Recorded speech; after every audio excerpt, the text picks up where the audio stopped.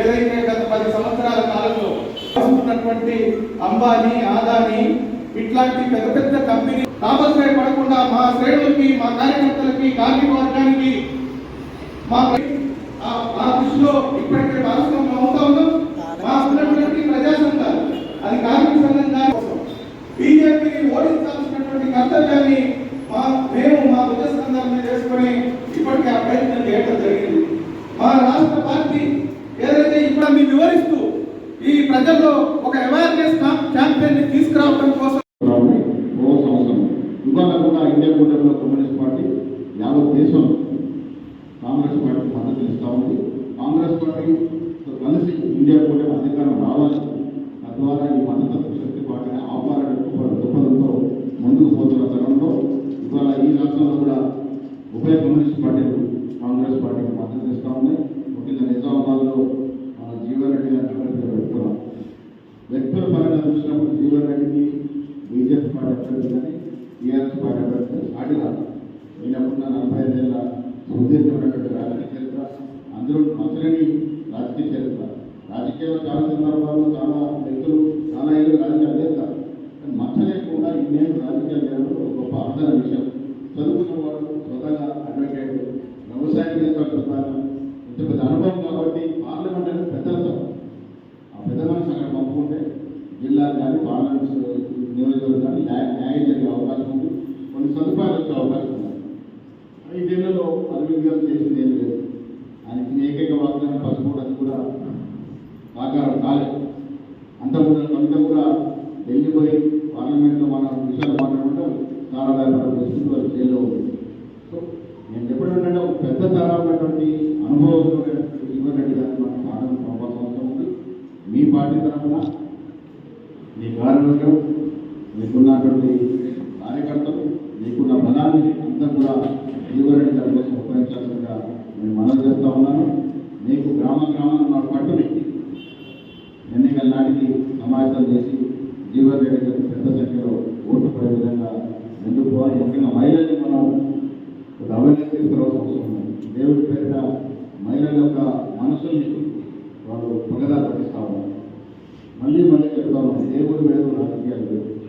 శ్రీరామచంద్రుడి చరిత్ర కొన్ని 1000 ఏళ్ళ చరిత్ర. బీజేపీ పార్టీ పుట్టింది 77లో, వాళ్ళకి వీళ్ళకి ఇక్కడ పుట్టలేక. సో ఈ రకంగా ప్రజల్ని తప్పుదోవ పట్టించే ప్రయత్నం చేస్తున్నారు. దాన్ని మనం అంచాల్సిన అవసరం ఉంది. భారతదేశ ఫౌండేషన్లో లౌకికవాదం, సెక్యులర్ ఫౌండేషన్. మనం ఇక్కడ హిందువులకు ఎంత హక్కు ఉంటుందో ముస్లింలకు అంతే హక్కు ఉంటుంది, ముస్లింలకు ఎంత హక్కు ఉంటుందో క్రిస్టియన్లకు అంతే హక్కు ఉంటుంది, సిక్కులకు అంతే హక్కు ఉంటుంది. సమానత్వంతో ఉన్నటువంటి దేశం ఇది. ఈ దేశం యొక్క ఫౌండేషన్ ఎవరు మార్చలేదు. ఇలా రాజ్యాంగాన్ని మారుస్తారు, 400 సీట్లు రిజర్వేషన్ ఎత్తేసే ప్రమాదం కూడా ఉంది. హనుమంతుడితో ఓటాడు.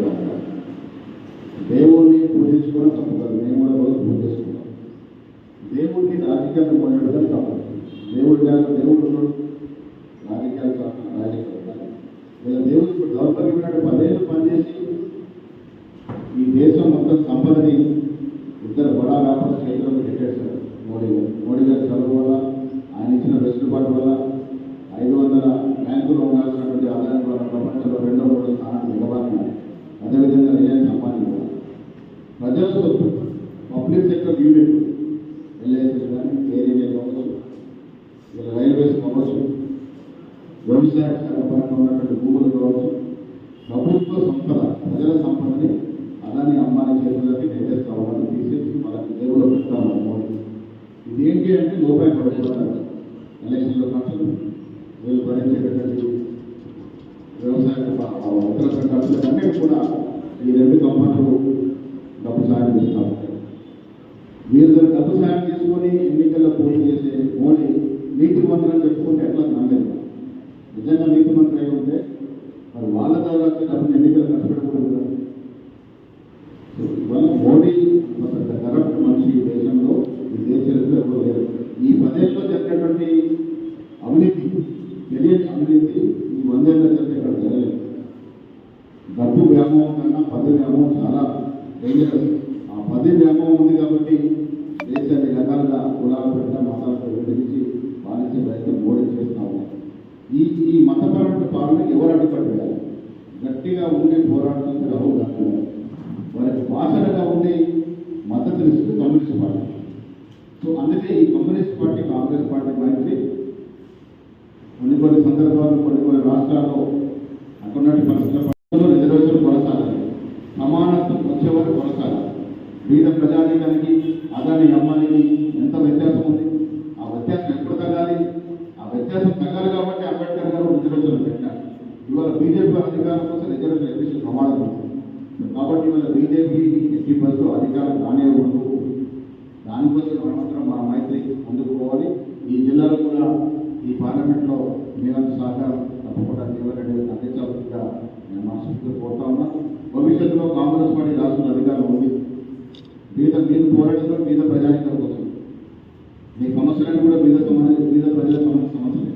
ఆ సమస్యలు మేము కూడా పాల్పంచుకుంటాం. భవిష్యత్తులో నేను ఎమ్మెల్సీగా ఈ జిల్లాలో ఎమ్మెల్యేలందరూ కూడా వచ్చే రోజుల్లో కమ్యూనిస్ట్ పార్టీ నాయకులు లేవనెత్తేటువంటి వివిధ ప్రజల సమస్యల్ని తీర్చడానికి మా వంతు కృషి, మా వంతు సహకారం మీకు ఉంటుందనే మాట కూడా ఈ సందర్భంగా మనం చేస్తూ 13వ జరిగే ఎన్నికల్లో మాకంటే ఎక్కువగా మీరు కష్టపడాల్సిందిగా, తద్వారా మంచి మెజారిటీ ఫివరెట్ ఇవ్వాల్సిందిగా కోరుకుంటూ సెలవు తీసుకుంటా ఉన్నాను. జై హింద్, జై కాంగ్రెస్, జై కాంగ్రెస్. ఈ దేశంలో కాంగ్రెస్ పార్టీ కమ్యూనిస్టు కనబడలేదని ఎన్నో చెప్తా ఉంటారు. కమ్యూనిస్ట్ పార్టీ కానీ కాంగ్రెస్ పార్టీ కానీ జీవితం కానీ ఈ దేశం ఉన్నంత కాలం రెండు పార్టీలు వచ్చాయి. ఉండాల్సిన అవసరం కూడా. కమ్యూనిస్ట్ భావోద్వేగం ఉన్న వ్యక్తి ఒక గ్రామంలో ఒకరు ఉంటే చాలు, ఆ పార్టీ అంటే సభ్యులుగా ఉంటారు. ఎందుకంటే ఆ కాంగ్రెస్ కార్యకర్తలు కానీ కమ్యూనిస్ట్ కార్యకర్తలు కానీ ఆ భావోద్వేగం ఆ ప్రసంగాలు ఆ పార్టీ మాట్లాడతారు. ఒక కార్యకర్త ఉన్నా ఆ గ్రామంలో కమ్యూనిస్ట్ పార్టీ సభ్యులుగా ఉంటారు. సో ఇవాళ దేశం నెక్స్ట్ ఒకసారి ఇదేనా ప్రజారాజ్యం, ఇదేనా ప్రజాస్వామ్యం, ఇదేనా మోదీ రాజ్యం, ఇదేనా బీజేపీ పాలన, ఇదేమి పాలన, ఇదేమి రాజ్యము, ఇదేనా ప్రజారాజ్యం, ఇదేనా ప్రజాస్వామ్యం, ఇదేనా మోదీ రాజ్యం. అర్ధరాత్రి అమ్మాయులు స్వేచ్ఛగా తినగొచ్చని పట్టపగలే కామాంగులు మానాలు దోస్తుంటే ఆడవాళ్ళ బట్టలెలిచి నగ్నంగా ఊరేగించి మణిపూర్ మహిళలతో మానాలను తీసినారు. అడ్డంగా ఆడవారి ప్రాణాలను తీసినారు. ఇదేమి పాలన, ఇదేమి రాజ్యము, ఇదేనా ప్రజారాజ్యం, ఇదేనా మోదీ రాజ్యం. కవులను కళాకారులను జర్నలిస్టు మీడియాల నోళ్లను నొక్కి జైల్లో కుక్కి వేసినారు. సభోల్కరు పంసాలే గౌరీ లంకేశులను కనపడకుండా చేసే మతోన్మాద బీజేపీ, మతోన్మాద బీజేపీ, మతోన్మాద మోదీ. ఇదేమి పాలన, ఇదేమి రాజ్యము, ఇదేనా మోదీ రాజ్యం, ఇదేనా బీజేపీ పాలన. ఢిల్లీలో రైతులను ఒళ్ళు పెట్టి కాల్చినారు.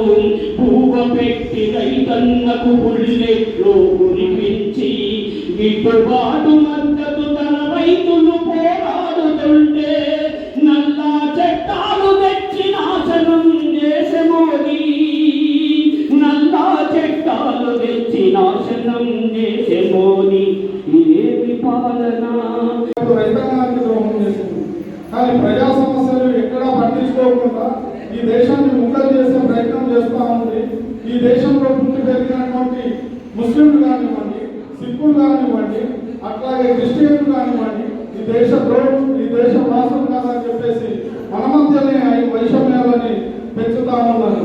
కానీ కార్మిక వర్గం ద్వారా ఈరోజు ఉత్పత్తి పెరిగి దేశ సంపద పెరుగుతూ ఉంటే కనీస వేతనం రోజువారీ కూలి 178 రూపాయలు ప్రకటించింది ఈ దౌర్భాగ్యం బీజేపీ.